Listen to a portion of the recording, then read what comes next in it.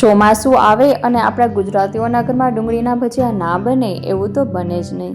તો ચાલો બનાવીએ એકદમ કુરકુરા અને સ્વાદિષ્ટ ડુંગળીના ભજીયા. આ માટે આપણે અહીંયા ડુંગળી લઈશું. એનો ઉપરનો અને નીચેનો ભાગ કટ કરીને આપણે એની છાલ કાઢી લઈશું અને એને આપણે એકદમ પાતળી સ્લાઇસમાં કટ કરી લઈશું. આ રીતે આપણે તેને કટ કરવાની છે. આપણી ટીપ નંબર 1 કે હંમેશા આપણે ડુંગળી કટ કરીએ ત્યારે આ રીતે કટ કરતા હોઈએ છીએ ઊભી સ્લાઇસમાં, પણ આપણે તેને આડી સ્લાઇસમાં કટ કરશું ને તો એના લચ્છા એકદમ મોટા બનશે અને એકદમ ઝીણી ડુંગળી કટ થશે તો ડુંગળીના ભજીયા એકદમ કુરકુરા બનશે.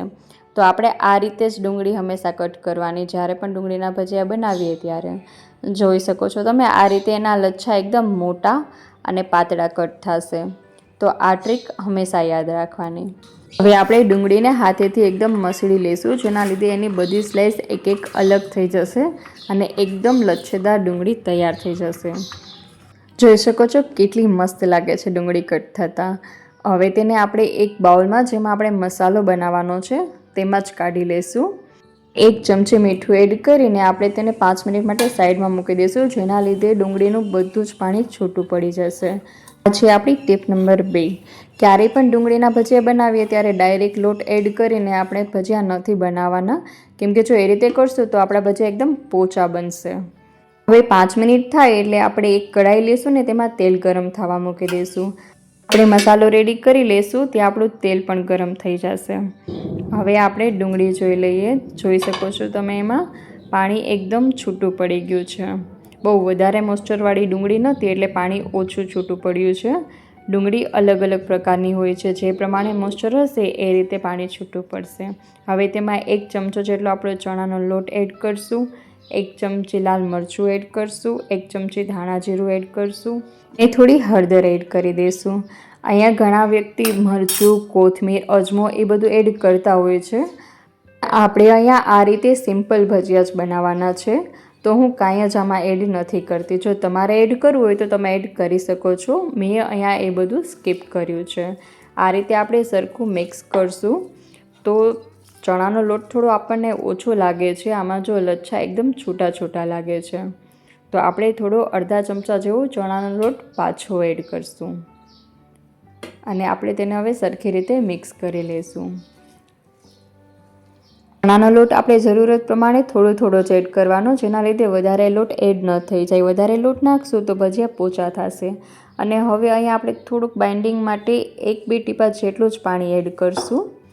આ રીતે થોડુંક પાણી એડ કરીને આપણે સરખો લોટ મસળી લઈશું. તો પાણી અને ચણાનો લોટ વધારે હશે ને તો એ એકદમ ગોટા જે આપણે બનાવીએ ને મેથીના એ ટાઈપના બને છે, પોચા એકદમ. તો અહીંયા આપણે એનું ટેક્સચર એકદમ કઠણ રાખશું. જોઈ શકો છો તમે, જો આ રીતનું આપણે રાખવાનું છે, જેના લીધે ભજીયા એકદમ કુરકુરા અને સરસ થાય. આ રીતનું એનો ડો તૈયાર થશે આપણે ને. હવે અહીં તેલ પણ ગરમ થઈ ગયું છે. જો આપણે પહેલાં ચેક કરી લઈશું. તેલ ગરમ થઈ ગયું છે તો હવે આપણે ભજીયા બનાવી લઈશું. જો આ રીતે આપણે એનું મિશ્રણ લઈ અને ડાયરેક્ટ તેલમાં એડ કરી દેવાનું છે. તેને કોઈ શેપ નથી આપવાનો. એક હાથમાં લઈને તેલમાં એડ કરી દેવાનું છે. જો એને ગોળ ગોળ હાથમાં વાળીને આપણે ગોળ શેપ આપીને તેલમાં મૂકશું ને તો એ ભજીયા જેવો એનો શેપ આવી જશે.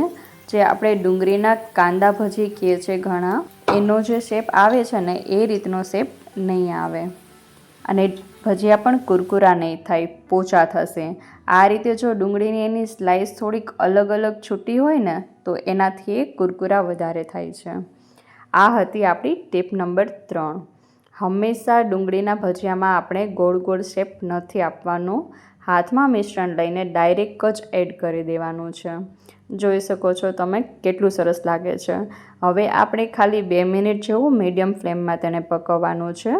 હજી આપણે આની સાથે ઇન્સ્ટન્ટ જે લસણની ચટણી બનાવીએ છીએ ને તે બનાવશું. એ પણ ફક્ત 1 જ મિનિટમાં બનીને તૈયાર થઈ જશે. જો આ રીતે આપણા કેટલા મસ્ત કુરકુરા ડુંગળીના ભજીયા બનીને તૈયાર થયા છે ને એકદમ કુરકુરા. હવે આ રીતે જ આપણે બધા ડુંગળીના ભજીયા બનાવી લઈશું. હવે આ ભજીયા આપણા પાકે છે ત્યાં આપણે સાઈડમાં ચટણીની તૈયારી કરી લઈશું. ચટણી બનાવવા માટે આપણે પહેલાં લસણની થોડીક કળીઓ લેવાની છે. લસણ આપણે ખાંડણીમાં એડ કરીને એમાં થોડું મીઠું નાખી અને ખાંડી લેશું. આ રીતે લસણની પેસ્ટ બનીને તૈયાર થશે ને તેમાં આપણે 1 ચમચી લાલ મરચું અને અડધી ચમચી ધાણા જીરું એડ કરશું. અને તીખાશ બહુ ન લાગે એ માટે આપણે કશ્મીરી લાલ મરચું એડ કરશું, જેના લીધે ચટણીનો કલર સરસ આવશે. અને થોડીક છાશ એડ કરશું. સરખે મિક્સ કરીને આપણે એને થોડીવાર માટે સાઈડમાં મૂકી દઈશું. અને હજી એક વસ્તુ એડ કરવાની બાકી છે, પછી કરશું. અહીંયા આપણા ભજીયા બનીને તૈયાર થઈ ગયા છે. જોઈ શકો છો તમે કેટલા યમી લાગે છે. લુકમાં પણ એકદમ સરસ લાગે છે, જોતાં જ ખાવાનું મન થઈ જાય એવા થયા છે. કુરકુરા અને એકદમ ટેસ્ટી. હવે આપણે જે ગરમ તેલ છે ભજીયા તળેલું, એ જ ગરમ તેલ આપણે ચટણીમાં એડ કરશું. આ રીતે આપણી ચટણી એકદમ ફટાફટ બનીને રેડી થઈ જાય છે અને ટેસ્ટમાં પણ બહુ જ સરસ લાગે છે. ભજીયા સાથે બહુ મસ્ત લાગે છે. આની સાથે તમે લીલા મરચાં પણ તળીને લઈ શકો છો અને ડુંગળીની ચટણી પણ લઈ શકો છો. પણ જો વધારે કંઈ ઝંઝટ ના કરવી હોય તો આ રીતે સિમ્પલ રીતે પણ તમે ખાઈ શકો છો. એકદમ યમી લાગશે. તમે પણ એક વખત બનાવીને ટ્રાય કરજો અને તમે કઈ રીતે ડુંગળીના ભજીયા બનાવો છો એ પણ મને કમેન્ટ બોક્સમાં લખીને કહેજો. અને હા, જો તમને વિડીયો થોડો પણ ગમ્યો હોય તો વિડીયોને લાઇક, શેર અને ચેનલને સબસ્ક્રાઈબ કરવાનું ના ભૂલતા. આગળ મળશું નવા વિડીયોમાં નવી રેસીપી સાથે. ત્યાં સુધી bye bye, take care, thank you.